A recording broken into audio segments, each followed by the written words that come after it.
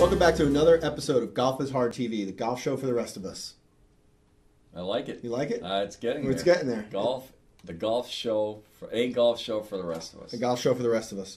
I got an iPod here, and any of you out there who have iPods, we are on iTunes, so be sure to you can download us, maybe listen to us during the commute, and we're getting big time, huh? We're getting big time. Wow, we're not messing around. That's great. It's a good thing. And the other thing about being big time is that we're running the swing reminder contest, right? So I really want people to give us their swing thoughts, and I'd like to ask Dave if he's got a key swing thought, maybe that he uses standing on the tee, maybe about to make a big putt. I had a key that worked for me for a lot of years when I was kind of improving my game, and it was very simple: low and slow. Low and slow. Ooh, I like that. And I've seen it in there too. And the thing is, it makes you start a nice wide swing arc. Yeah, and it really helps. And Good. I remember reading it in Jack Nicklaus's book. Low and slow. He actually said for the first 12 to 18 inches, you can't take it away low enough. So I've never forgotten. So all the way low, back all the way. That's good. Yeah. All right, we're gonna do today's episode is gonna be all about golf magazines because I read golf magazines. I think you probably read golf magazines. I had to stop because I was getting both of them, Golf Digest and Golf Magazine, plus the websites. I do golf magazine now. I don't know what you. Very confusing stuff, good stuff, accurate, but we're gonna shed some light on that. Yeah. Should you listen to everything you read or try to implement everything, you'd go crazy. Yeah, I find it. My favorite thing in the magazine, I have two things. Sort of the feature articles I always like on different golfers, getting their background, their perspective. But I also like that feature, what's in their bag. That's one of my favorite things. I like to see. Some of these guys have like really old putters and they just won't let them go, that kind of stuff. Yeah, That's good stuff. Exactly. I have some old equipment that the thing is, it doesn't work as well anymore on the equipment side, so they've all gone to new stuff for the most part. Like you don't find those old bullseyes anymore, even the senior tour players. Yeah, and unlike us, normal golfers, they get a lot of their stuff for free. Yeah, sponsors. Everything. So I pulled out three things that I want to talk about because I think there's a good way to read. I think there's a good way to read these tips and articles. And there's probably a way that will leave you confused as ever. Right. So the first one I want to talk about, and this is in the March. I think these are all from the March issue of Golf Magazine. We got Nail Your Grip, and that sounds suspiciously familiar to something we talked about here on Golf is Hard TV. Yeah. Well, the grip is the grip. Yeah. You should have your hands in a certain position. It should be in the fingers. It should be light. Yeah, that's good. So I think that's a good example of a good tip. Yeah. This one I thought was good as well. This is how to max out your driver. And really, this little tip is all about, your driver. You hit your driver differently than you hit your irons, which I think maybe some beginning golfers get confused about. I know I tend to forget maybe sometimes as I'm standing over the ball and I'm just so concerned with just hitting it that I forget that it's actually a different swing. I wouldn't say it is a different swing. No. As a matter of fact, they try to the best players try to have the same rhythm with every club. As a matter of fact, I remember seeing Annika do a clinic on TV, and aside from the length of the club, she was hitting a wedge and a driver. You couldn't tell the difference in rhythm, and that's really what you want to get to. Now, so that's the thing that makes the point is about these articles makes it very confusing. It is confusing. confusing. You read different opinions. Yeah. First of all, stick with us. We'll build your game. We'll get into that a little bit seriously on that, but it makes it confusing. Yeah. So, I'm totally confused. I would ask, what is different about the driver swing? Well, you mentioned it the other day on a show, and I know I've seen other shows about it, Golf Fix, and other people talking about how on the driver you're sort of, you're putting the ball a little bit further up in your stance and you're actually swinging up versus maybe trying to compress the ball on an iron swing. But I'm still learning. So it's the same exact swing. The only thing different is the ball position. Oh, well, there you go. So you're just catching a little bit later on the upside. Right. That's you don't versus trying to really. I mean, you might set up a little bit different at address.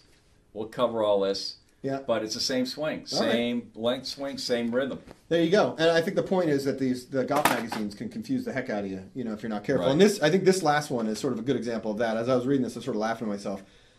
Fix a bad driving day. So that's fix every day that I play golf. Right.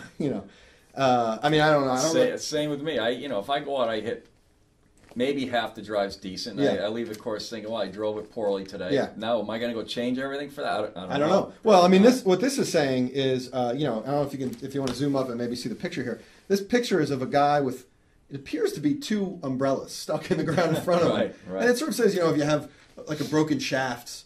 I don't travel with two umbrellas. Normally, I forget my umbrella, and I certainly don't travel with broken shafts. And I'm trying to imagine doing this at the range. I mean, I guess if you had So what are they asking you to do in that? They want you to stick, create like a little gate, and you hit the ball through the gate. And I guess you could do that in your mind. But again, I think maybe this is an example of maybe there'd be some simpler drills that we can work on together that don't require broken shafts or umbrellas.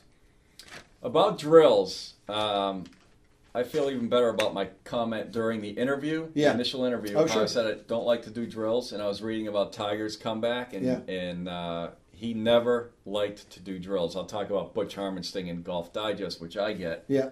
And I just read to keep up with what's going on.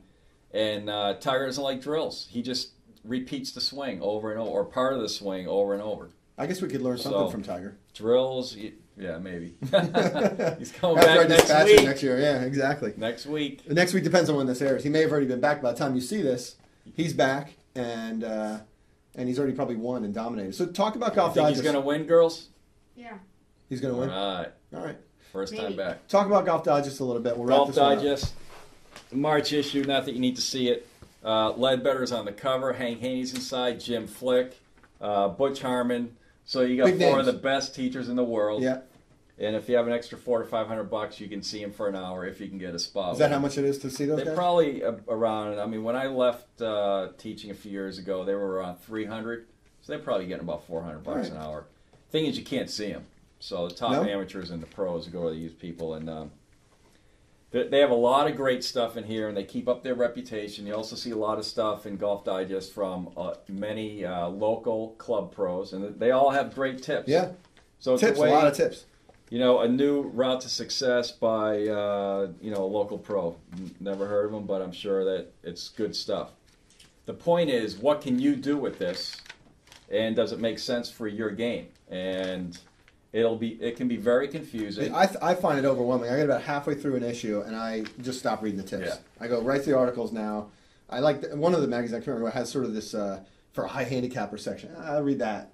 But other than that, honestly, I'm not sure if I even should be, how much should pay attention to some of this stuff. Right. It can be confusing. Now, not that we're better than the top teaching pros in the world, because we're not. Oh, I thought maybe we were somehow. No, we're not. But the difference here, and you can read this stuff for entertainment and keep up like I do. Yeah. The difference with Golf is Hard TV is you send us in your specific questions. You can send us in your video. We can look at your game. And down the road, we're going to be able to hook you up with local club pros all over the country if you want to go have a lesson, because I can't give you a lesson from here unless you come to Connecticut. So yeah.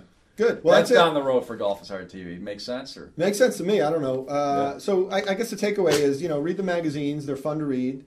Occasionally you get a good tip or a drill or something you might want to try out. But I would say, for me personally, just don't get overwhelmed with the drills, because I know I've stopped trying to look at all that stuff all at once. It can be confusing. So good. All right. Thanks for the advice. See you next time on Golf is Hard TV.